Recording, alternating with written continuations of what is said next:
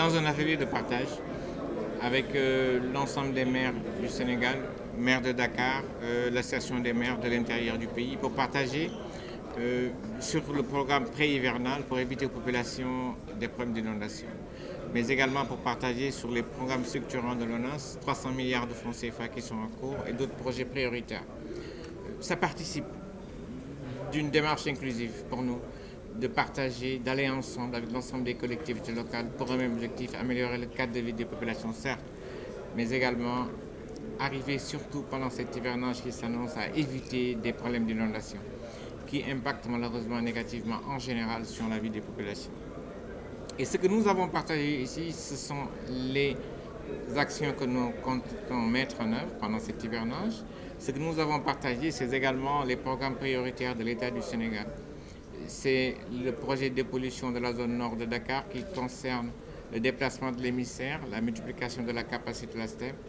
Nous avons également partagé le projet de dépollution de la Bédane qui a avancé de façon très significative et on souhaiterait pouvoir lancer les travaux pour ce projet avant la fin du deuxième trimestre de l'année 2019. Voilà, je pense que c'est globalement ça l'objectif de l'atelier qui s'est bien passé selon nous. On a écouté les besoins des populations, populations représentées par les maires, mais nous avons quand même insisté sur un aspect très très important. Je pense que Youssou Ndour le dit, bu fukki nit di suul fukki nit di gas lu ñu dem fenn.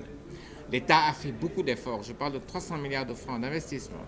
Si les comportements ne sont pas changés, les conditions de vie resteront les mêmes et les gens vont continuer à vivre des problèmes de salubrité, de santé publique dus à des problèmes d'assainissement. Nous allons continuer à communiquer.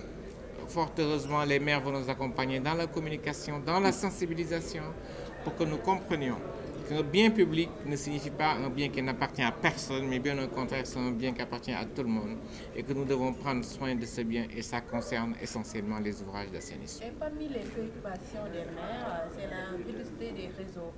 Ils ont parlé un peu de ça, l'exemple de la Médina. Vous dites...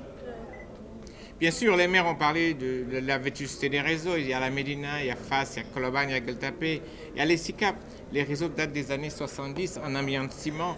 Naturellement, les populations ont augmenté. Les réseaux n'ont plus la capacité, de répondre à la demande de traitement. Fort heureusement, sur la Médina, sur la Gueule Tapée et sur Rebeuss, nous avons déjà un programme qui sera démarré dans les 2 mois qui viennent. Pour les autres quartiers, il faut renouveler les réseaux et nous sommes en train d'instruire des dossiers qui nous permettront de les prendre en charge rapidement. La vétusté des réseaux est une chose, je ne fais pas de la paranoïa, mais le comportement des Sénégalais, de vous, de moi, est quelque chose encore de beaucoup plus important que la vétusté des réseaux. Vous allez dans les SICAP, les gens construisent des regards dans leur salon. Qu'est-ce qu'on peut faire par rapport à ça?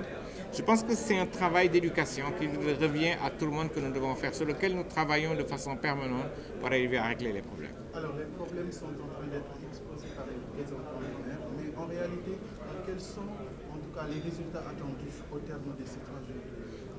Merci beaucoup. Au terme de ces 3 jours, au terme de cette journée de discussion, c'est que nous sachions ce que les maires attendent de nous, mais également que nous arrivions à exposer aux maires ce que nous attendons d'eux. Nous savons pertinemment que c'est dans ce type de partenariat où chacun sait le rôle qu'il a à jouer qu'on arrivera à régler les problèmes de population. Et je pense que le message est bien passé et c'est ce qu'on attendait globalement. Bon, maintenant, à l'épreuve sur le terrain, naturellement, le dialogue ne s'arrêtera pas ici. Le dialogue ne s'est en réalité jamais arrêté avec les maires, mais nous voulions une plateforme ouverte pour en discuter avec eux. On va continuer à discuter avec les maires pour voir comment nous allons trouver des solutions.